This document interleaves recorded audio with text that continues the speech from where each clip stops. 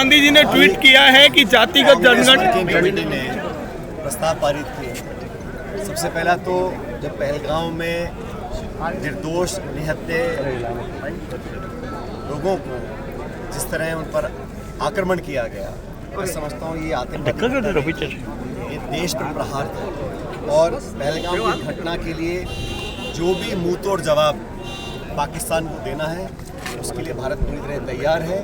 और राहुल गांधी जी ने कहा, खड़गे साहब ने कहा, न सिर्फ संपूर्ण विपक्ष लेकिन 140 करोड़ एकजुट हैं आतंकवाद का सफाया करने के लिए।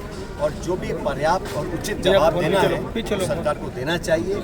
इसमें कोई किसी प्रकार की आशंका किसी को ना हो, क्योंकि जब इस प्रकार का आक्रमण भारत के ऊपर होता है तो उसका जवाब पर्याप्त मात्रा में देना चाहिए। उसके साथ करने के लिए जो भी कदम उठाना है, हमने पहले भी कहा, भारत सरकार को तमाम अपने साधन एकत्रित करें, जो इंटेलिजेंस की सूचनाएं हैं, जो संसाधन हैं, और एक ऐसा जवाब मिलना चाहिए ताकि दोबारा ये आतंकवाद के माध्यम से भारत पर इस प्रकार को हम लोगों को अस्थिर करने के लिए, हमारे बीच दरार पैदा करने की जो नाकाम कोशिश कर रहा है पाकिस्तान, उसको हमेशा हमेशा के लिए समाप्त करना चाहिए। आप मानते हैं कि इसमें हम लोगों ने जो अभी हाल में सरकार ने अचानक जो जाति जनगणना की स्वीकृति करी है, हम सब जानते हैं सालों से कांग्रेस पार्टी और राहुल गांधी इस बात को करते आए। और हमने अपने कार्य समिति के रेजोल्यूशन में कहा है, हमने प्रस्ताव पारित किया है कि ये जो जाति जनगणना है, ये मात्र लोगों की जाति पूछने का सवाल नहीं होना चाहिए। आप एक कॉलम जोड़ दें और जातियों के संख्या बल इकट्ठा करें, वो हमारा उद्देश्य नहीं है। हमारा उद्देश्य है कि पूरे देश में लोग जिस स्थिति में रह रहे हैं, उनकी शैक्षिक आर्थिक क्या परिस्थितियाँ हैं, सरकार का कितना लाभ उनको मिल पा रहा है, नहीं मिल पा रहा है, भागीदारी क्या है, उनके परिवार, वो लोग किस हालात में जीवन व्यतीत कर रहे हैं, उसका पूरा विश्लेषण और जो सवाल पूछे जाए, जो डाटा इकट्ठा किया जाए, वो पारदर्शी हो और समयबद्ध तरीके से काम किया जाना चाहिए। प्रधानमंत्री जी ने कहा था, सरकार ने ऐलान किया महिला आरक्षण का, कब घोषणा करी, कब लागू होगा, लेकिन ये जनगणना जो है ये समय सीमा तय कर होनी चाहिए। और हम चाहते हैं कि पूरी, जैसे राहुल गांधी जी ने कहा, एक एक्सरे हो जाए, हमें पता पड़े कहाँ किस हालात में कैसे लोग रह रहे हैं, ताकि जो नीति निर्माण हो, जो बजट आवंटन हो, जो योजनाएं हों, वो लोगों तक सही समय पहुंच सकें। कई जगह अब सरकारें जो घोषणा करती हैं उसका कोई साइंटिफिक आधार नहीं है, मनमाने तरीके से लोग इसको इतना बजट, इसको इतना पैसा, जब पूरा विश्लेषण हमारे पास होगा, डाटा हमारे पास होगा, तो हम जाके सही लोगों तक पहुंच सकते हैं, उनकी भागीदारी सुनिश्चित कर सकते हैं। इसको लेकर हम लोगों ने प्रस्ताव पारित किया कि बिना समय खोए, ये जुमले देने की आदत भाजपा सरकार को है, तो हम लोगों की मांग पर, जनता के दबाव में, कांग्रेस के आग्रह पर हमारी लगातार मांग रही, राहुल गांधी जी ने यात्रा जो की थी, भारत जोड़ो यात्रा, उसमें प्रमुख मांग ये थी कि लोगों की गिनती हो, पता पड़े लोग किस हालत में रह रहे हैं, ताकि उन तक सार्थक मदद हम देने में कामयाब हो सके। हमने 2 प्रस्ताव पारित किए थे। मैं उम्मीद करता हूं कि भारत सरकार ये जो जनगणना है, और मुझे आश्चर्य होता है साथियों, भाजपा के तमाम नेता, कार्यकर्ता, मंत्री, मुख्यमंत्री मजाक उड़ाते थे। कांग्रेस के नेताओं को, राहुल जी को अर्बन नक्सल बोलते थे जब हम जाति जनगणना की बात करते थे। क्या भाषण देते थे वो? एक है तो सेफ है, बटोगे तो कटोगे। और मंत्री और सारे लोग कहते थे ये कांग्रेस की जो मांग है ये व्यवहारिक नहीं है, इससे नुकसान बहुत देश को होगा। अब वो समझ गए कि भारत के लोग क्या चाहते हैं। कांग्रेस पार्टी राहुल जी के दबाव में केंद्र की सरकार को इस जाति जनगणना को स्वीकृति इन्होंने दी है। हम चाहते हैं जल्दी इसका काम शुरू हो। सर, आरएलपी सुप्रीमो जो है, उन्होंने जो है राजस्थान सरकार के एक मंत्री और कुछ नौकरशाहों पर जो है वो एसआई भर्ती 2021 में गड़बड़ी का आरोप लगा। सबसे पहले तो जो भर्तियों में गड़बड़ी हुई है, इसके तमाम सबूत सामने आए हैं। और जब से नई सरकार बनी है, भाजपा जब विपक्ष में थी तो बहुत सारे वादे करती थी, और मैंने खुद कई बार बात उठाया कि जो आरपीएससी है उसका एक पूरा मूल उसका पुनर्गठन होना चाहिए।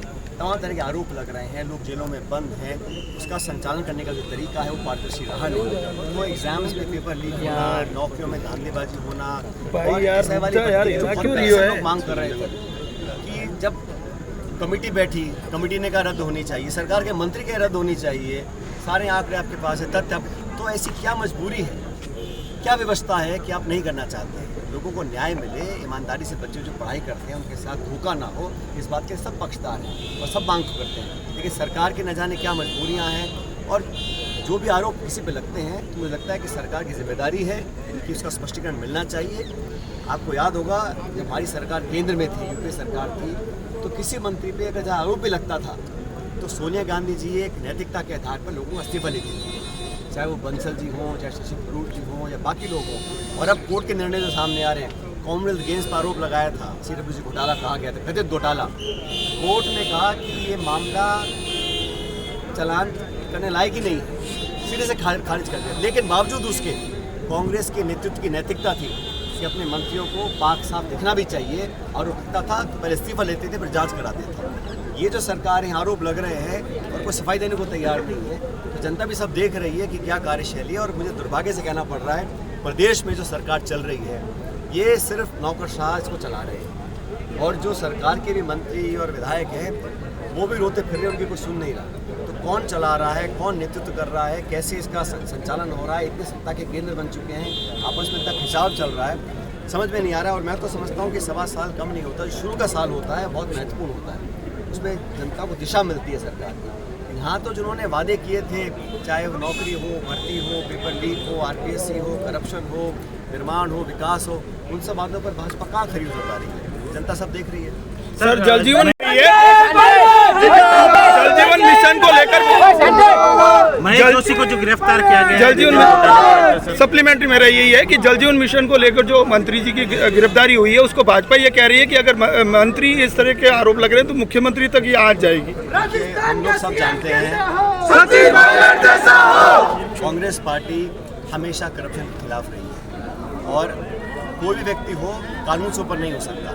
लेकिन ये पूरा देश जानता है जिस प्रकार भारत सरकार ने इंफॉर्मेशन डायरेक्टरेट ED को, CBI को, इनकम टैक्स को, पुलिस को एक हथियार बनाया हुआ है पॉलिटिकल विरोधियों को टारगेट करने के लिए। जो राजनीतिक विरोध करते हैं भाजपा का, उस पर लगातार नोटिस मिलते हैं, छापे पड़ते हैं, अरेस्ट करते हैं।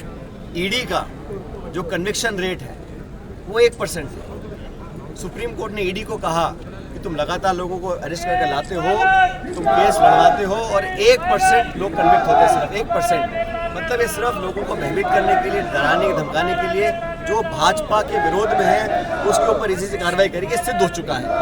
लेकिन जांच से कोई डरता नहीं, जांच करिए, लेकिन सिर्फ और सिर्फ राजनीतिक बदला लेने के लिए अगर काम करेंगे। सर खड़गे जी ने मणिपुर को लेकर कहा कि सरकार राजधर्म निभाने में विफल रही है, क्या कहेंगे?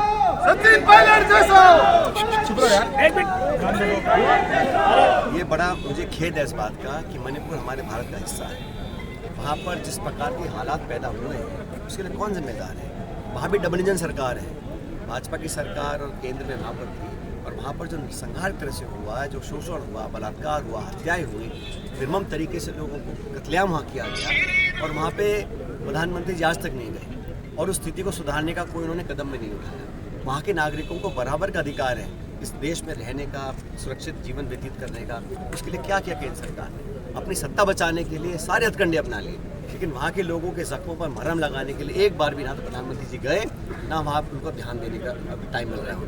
लेकिन मैं मानता हूँ भारत सरकार ने तीसरी बार सरकार जीत कर आई है, लेकिन जो बात 400 पार की करते थे अब 240 भटक गए हैं। ये सरकार बैसाखियों पे चल रही है, नीतीश कुमार जी और नायडू जी की बैसाखी। न जाने कब कौन क्या खेल खेल दे, लेकिन ये घमंड और अहंकार की जो राजनीति है, प्रतिशोध की राजनीति है, विरोधियों को दबाने का जो काम केंद्र सरकार करती है, बहुत दिन चलेगा नहीं।